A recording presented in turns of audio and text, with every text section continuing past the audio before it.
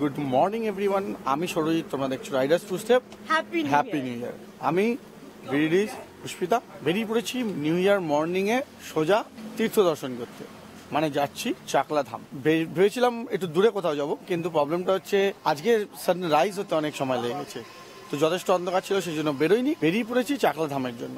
সবাই জানো চাকলা ধাম মানে লোকনাথ বাবার আশ্রম। বেরিয়েছি, কিছুক্ষণ হয়েছে, দাঁড়িয়েছিলাম চায়ের ব্রেকের জন্য, এখন আবার বেরিয়ে পড়বো। তো চলো তোমরা মোটো ব্লগ এনজয় করো, আর আমরা এগিয়ে যাই নিজেদের গন্তব্যের দিকে।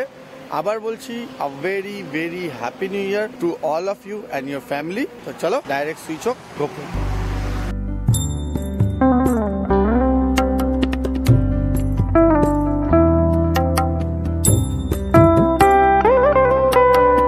ভিআইপি রোডের ওপর আছি, অলমোস্ট মধ্যমগ্রাম পৌঁছে গেছি। বারাসাত হয়ে সোজা বেরোনোর রাস্তা দেখাচ্ছে।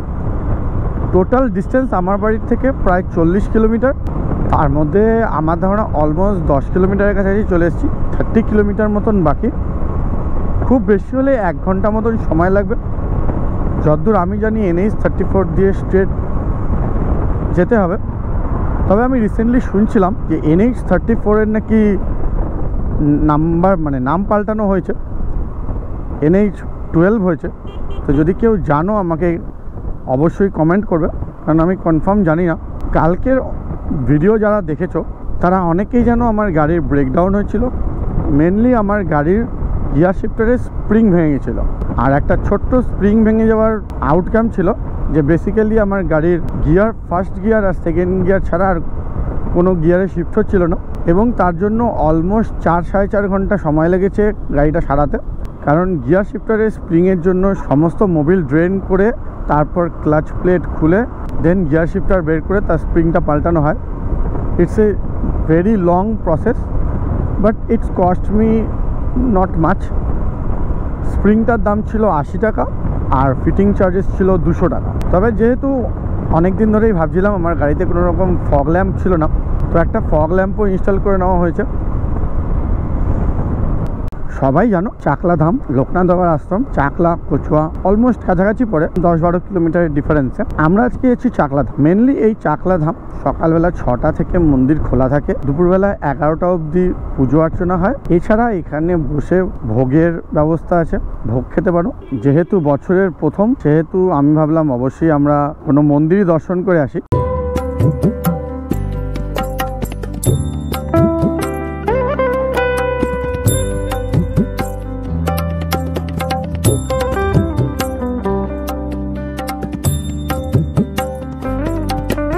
চাকলা ধাম বারাসাত অঞ্চলের মধ্যে অবস্থিত। মেনলি আমি একটা গুগল লোকেশন দিয়ে দেবো, অবশ্যই সেইভাবে বাই রোড আসতে পারো। যদি কেউ ট্রেনে করে আসতে চাও, গুমা স্টেশন থেকে নেমে টেকার পাবে, ভ্যান পাবে, কিন্তু সেটা সরাসরি পৌঁছায় না। তার জন্য একটা বাজার আছে, সেই বাজারের স্টপেজ থাকে, সেখান থেকে আবার অটো পাবে চাকলা মন্দিরে যাওয়ার জন্য। যেহেতু শীতকাল চলছে, ছুটির সময় ফ্যামিলিকে নিয়ে একদিন ঘুরে আসার জন্য আদর্শ জায়গা। গ্রামের মধ্যে সুন্দর মন্দির, যারা সারাদিনের জন্য আসছো তাদের জন্য সবচেয়ে ভালো প্ল্যান হলো তারা সরাসরি চাকলা ধাম পৌঁছে পুজো দিয়ে দুপুরের যে ভোগের টিকিট আছে সেটা কেটে সরাসরি ওখান থেকে চলে যেতে পারো কচুয়া। ভ্যান পাওয়া যায়, খুব বিশেষ চার্জ নেয় না। ভ্যানে করে সরাসরি তোমরা পৌঁছে যেতে পারো কচুয়া ধাম। কচুয়া ধামে ঘুরে আবার ঠিক সময়ের মধ্যে চাকলা ধামে ফিরে এসে ভোগ গ্রহণ করে অনায়াসে চলে আসতে পারো বাড়ি। একদিনের ডে আউটিংয়ের জন্য one of the best place. আমি এর আগেও অনেকবার গেছি। ইউটিউব ক্যারিয়ারের একদম প্রথম দিকে আমি একবার গেছিলাম, তারপরে লাস্ট 2-3 বছরে আর যাওয়া হয়নি। সেই জন্যই আজ হঠাৎ মনে হলো আর বেরিয়ে পড়লাম। NH 34-এ গাড়ি চালানোর একটা মজা যে দুপাশে প্রচুর গ্রিনারি আর অনেক পুরনো পুরনো গাছ দেখতে পাওয়া যায়। তবে আমার ধারণা এর আগে যখন এসেছিলাম তখন যতটা ছিল এখন তার চেয়ে অনেক কম আছে।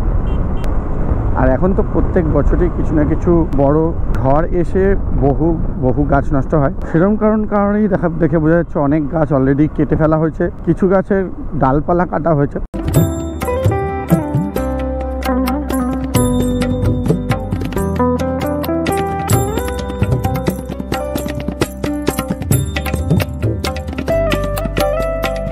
লেফটে ছিল বিরাজ স্টেশন, সোজা গেলে বনগা। আমরা নিলাম রাইট সাইড, সোজা চলে গেলেই পৌঁছে যাব চাকলা। বিরাজ স্টেশন থেকে বেরিয়ে এই চৌমাথায় আসতে সময় লাগে 2 মিনিট। বিরাজ স্টেশন থেকে নামলেই অটো, টোটো, ভ্যান সবকিছু পাওয়া যায়। সেখান থেকে বাজার অবধি আসা যায়, আর বাজার থেকে আলাদা অটো পাওয়া যায় মন্দিরের জন্য।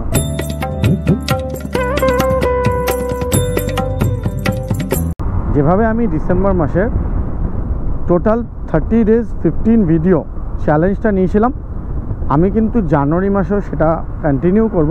এটা 30 days 15 ভিডিওর ফার্স্ট ভিডিও। আই হোপ তোমরা আমার সঙ্গে থাকবে আর ভিডিও কন্টিনিউ দেখতে থাকবে, কারণ এরপর কিন্তু কন্টিনিউ ভিডিও আসতে থাকবে।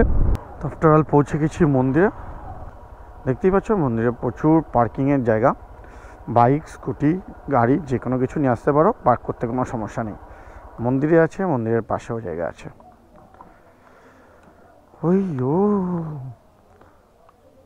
মন্দিরে পৌঁছে গেছি, মালা নিতে হবে, জুতোপত্র দেখতেই পাচ্ছ খুলে রেখে দিয়েছি। ভাই দোকানে যেন আছে 31 নম্বর স্টল, এক্স্যাক্টলি মন্দিরের পাশে।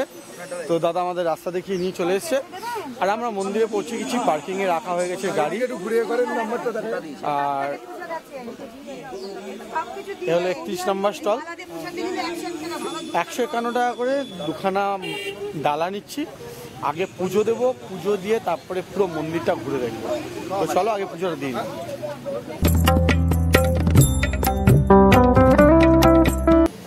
ডালা 151 টাকা করে 31 নম্বর স্টল থেকে নিয়েছি। বেশ ভালো, যথেষ্ট পরিষ্কার পরিচ্ছন্ন। দেখতে পাচ্ছি ডালার মধ্যে আছে ফুলের মালা, চেলি, অনেক কিছুই আছে অ্যাকচুয়ালি।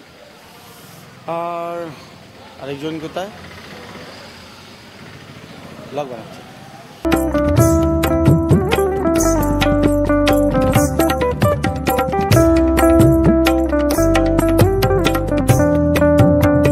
পৌঁছে গেছি চাকলা ধামের ওপরে। মন্দিরটা ওপরটা খুব সুন্দর, খুব সুন্দর সুন্দর কারুকার্য আছে। শুধু ওপর নয়, পুরো মন্দিরটা তো দেখতে খুবই সুন্দর, বিশাল বড় মন্দির, সব তো দেখতেই পাচ্ছ। আর সেটা নিয়ে এত সুন্দরভাবে কারুকার্য করা, মেনলি এই যে কারুকার্যগুলো আছে এগুলো কিন্তু প্লাইউড জাতীয় জিনিস দিয়ে করা, এবং তার উপর খুব সুন্দর মূর্তি তৈরি করা। আমি যতবার আসি আমার তো খুব খুব ভালো লাগে সারা দিন এখানে থাকতে, এখানে কাটাতে, কারণ খুব শান্ত পরিবেশ। চারিদিকে এমনি গাছপালা আছে ভর্তি, সঙ্গে চারিদিকের পরিবেশ যথেষ্ট যথেষ্ট শান্ত। আমার তো খুব পছন্দ।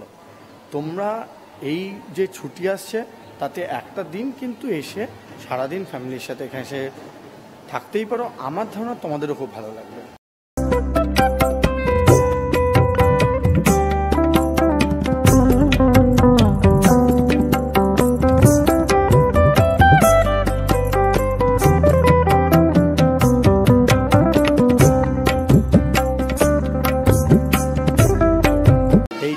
ধাম প্রত্যেক দিন সকাল 8টা থেকে 10টা অবধি খোলা থাকে, মানে খোলা তো সারাদিন থাকে। এই টাইমে কিন্তু পুজো দেওয়া হয়। আর দেখতে পাচ্ছ আমার পেছনের এই নীল রঙের বিল্ডিংটা, এই সাদা নীল যে বিল্ডিংটা আছে এখানে কিন্তু থাকা যায়, মানে চাইলে এখানে এসে কিন্তু তোমরা থাকতেও পারো, রুম নিয়ে রাখতে পারো। তো তার জন্য এই বিল্ডিংটা তৈরি হয়েছে, এবং এটা একদম নতুন তৈরি হয়েছে। আগে যখন ছিলাম তখন ছিল না।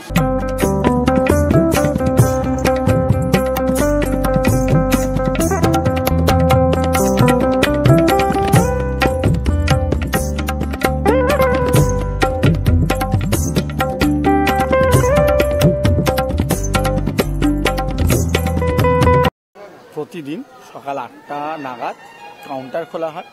এই সময় থেকে ভোগের কুপন পাওয়া যায়। রাজভোগ মানে চেয়ার টেবিলে বসে খাওয়ার ব্যবস্থা আছে 75 টাকা করে।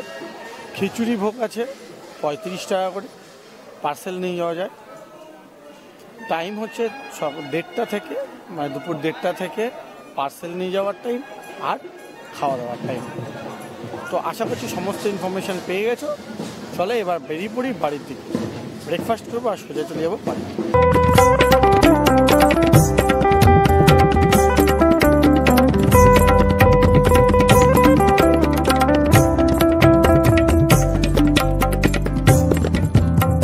আফটার অল ব্রেকফাস্ট বগেরা সব কিছু কমপ্লিট করে বেরিয়ে পড়েছি আবার বাড়ির দিকে। তোমরা যারা আসছো তারা কিন্তু অবশ্যই এসে সারাটা দিন কাটাতে পারো। লোকাল কিছু সাইট সিন আছে সেগুলোও দেখে আসতে পারো। গাড়ি পেয়ে যাবে, বার্গেনিং করে প্রাইস অ্যাডজাস্ট করতে পারবে। হোপ তোমাদের পুরো ভিডিওটা ভালো লেগেছে। যদি ভিডিওটা ভালো লেগে থাকে, hit like and do subscribe. Thank you making part of your day. I'll see you soon to the next vlog. Until next time, signing out, Shorjit. Bye bye.